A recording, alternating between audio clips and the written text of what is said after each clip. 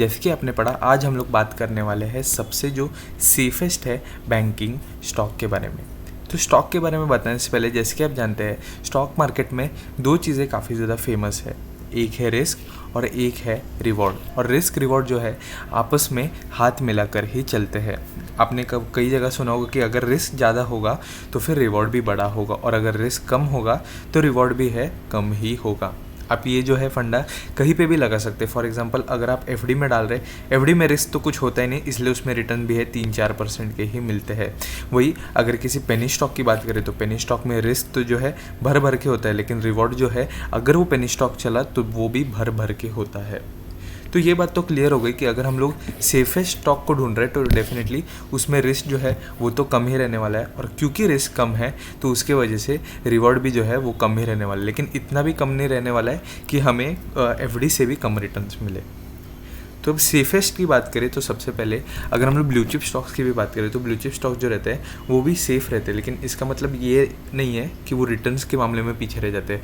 अगर हम लोग कोई अच्छे स्टॉक को काफ़ी समय के लिए होल्ड करके रखते हैं तो उसमें अच्छे रिटर्न जो है बन ही जाते हैं। इसलिए सबसे पहला फंडा जो है, अगर आप किसी भी अच्छे स्टॉक को लेते हो तो उसे आपको करना है होल्ड, तभी आपके बनेंगे रिटर्न्स। तो ये जो है एक गुरु मंत्र है जो आपको पकड़ के चलना है इन्वेस्टिंग की जर्नी में।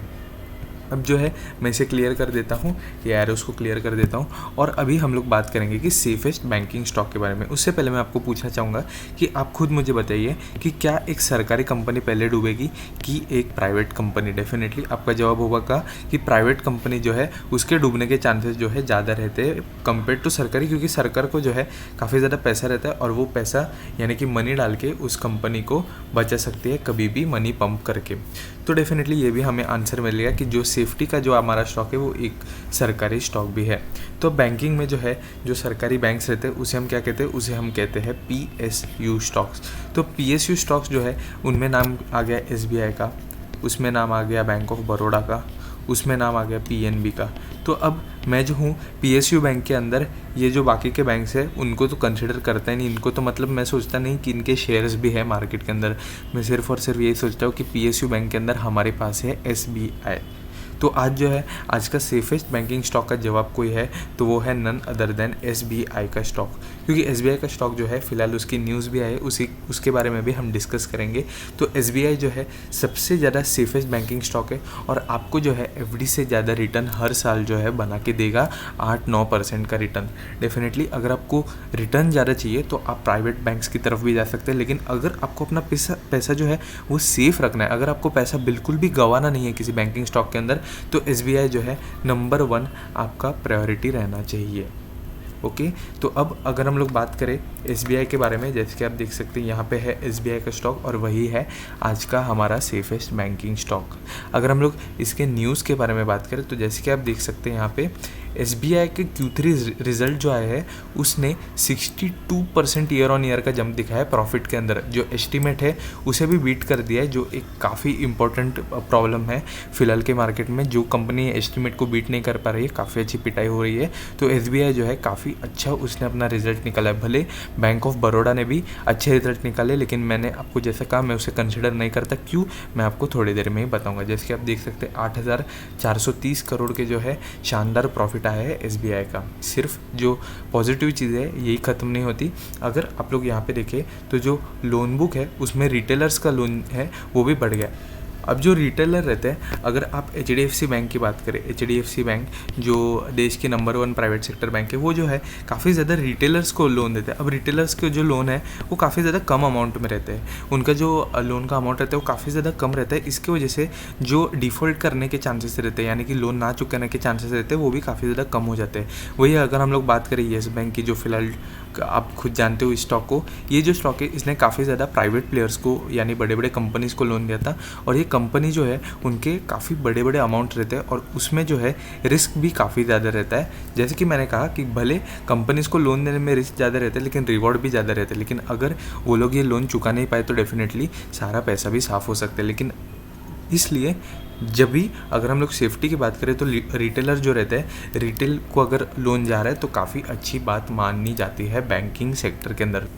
तो जैसे कि आप देख सकते हैं loan growth was led by retail book of lender which grew 14%। Home loan जो है वो भी 11.2% से बढ़ गए हैं। अगर हम लोग बात करें एनपीए की, एनपीए किसे कहते हैं कि जो बैंक का लोन है वो चुका नहीं पाए, वो भी कम हो गया, जो एक काफ़ी सुंदर साइन रहता है किसी बैंक के लिए। जैसे कि आप देख सकते हैं 4.5% पे आ गया, जो पिछले क्वार्टर में था 4.9%, जो काफ़ी ज़्यादा सुंदर बात है एसबीआई के स्टॉक के लिए। तो ये था एसबीआई के Q3 के बारे में रिजल्ट, जो काफ़ी ज़्यादा शानदार आए। 62% का ईयर ऑन ईयर जंप दिखा है। अभी मैं आपको बोलता हूँ कि क्यों।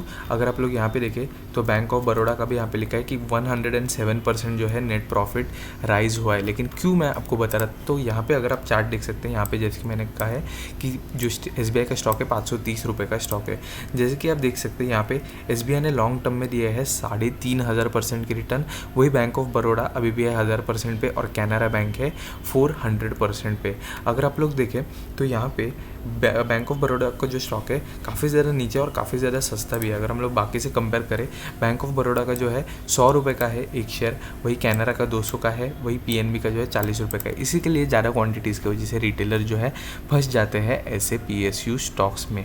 अगर मैं एसबीआई की बात करूँ तो भले 530 रुपये का शेयर है, लेकिन आपके पैसे को जो है सेफ रखता है कम से कम। वही अगर स्टॉक के चाल की बात करें तो मैं आपके लिए एसबीआई का शेयर प्राइस लगा देता हूँ। अगर हम लोग स्टॉक के चार्ट की बात करें तो जैसे कि आप देख सकते हैं काफ़ी बड़ा कंसोलिडेशन दिखाया था स्टॉक ने इस पीरियड के अंदर, लेकिन अभी जो है काफ़ी अच्छे रिटर्न्स मिल गए हैं कोविड के बाद, और ऑल टाइम में दे दिए है 3,500% की रिटर्न। डेफिनेटली श्योरिटी तो रहती है कि कम से कम पैसा डूबेगा तो नहीं इस स्टॉक के अंदर। इसलिए मैंने आपको कहा कि अगर आपको सेफ रिटर्न चाहिए, अगर आप लोग यहाँ पे देखें तो CAGR 10 साल की अगर आप देखें तो वो है 9%। यानी कि क्या, अगर हम लोग 10 साल का टाइम देखें तो हर साल जो है स्टॉक ने 9% का रिटर्न दिया है, अगर हम लोग 10 साल और अभी के बीच में कैलकुलेट करें तो। अगर आपको एफडी से ज़्यादा रिटर्न चाहिए और सेफ्टी भी चाहिए और आपको किसी स्टॉक में भी इन्वेस्ट करना है तो डेफिनेटली एसबीआई जो है काफ़ी सुंदर चांस हो सकता है आप इन्वेस्टर्स के लिए। तो सेफेस्ट बैंकिंग स्टॉक की अगर बात करें तो वो है नन अदर देन एसबीआई। ये है हमारे आज के वीडियो का जवाब। एसबीआई जो है हर साल अगर आप CAGR देखें एसबीआई का तो आपको 8 से 9% का रिटर्न दे देगा ये 10 साल के टाइम फ्रेम में। 10 साल मतलब अगर आप लोग अभी से 10 साल बाद देखें या फिर अगर अपने 2011 से देखा अभी तक, तो आपको हर साल 8 से 9% का रिटर्न मिला रहेगा एसबीआई में। ये जो CAGR का चक्कर है मैं आपको आगे के किसी वीडियो में समझा दूंगा। तो एसबीआई है वो स्टॉक जिसमें आपको रिस्क जो है एकदम ना के बराबर दिखने मिलता है, इसलिए रिस्क जो है ये है काफ़ी कम, इसलिए रिवॉर्ड जो है वो है हल्का सा कम, लेकिन ऐसा भी नहीं कि बिल्कुल भी नहीं है।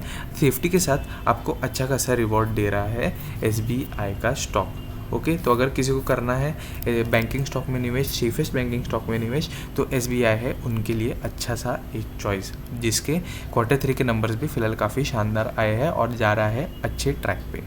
तो आज की वीडियो में सिर्फ इतना ही। कल वापस मिलते हैं एक और नई वीडियो के साथ, तब तक के लिए गुड बाय।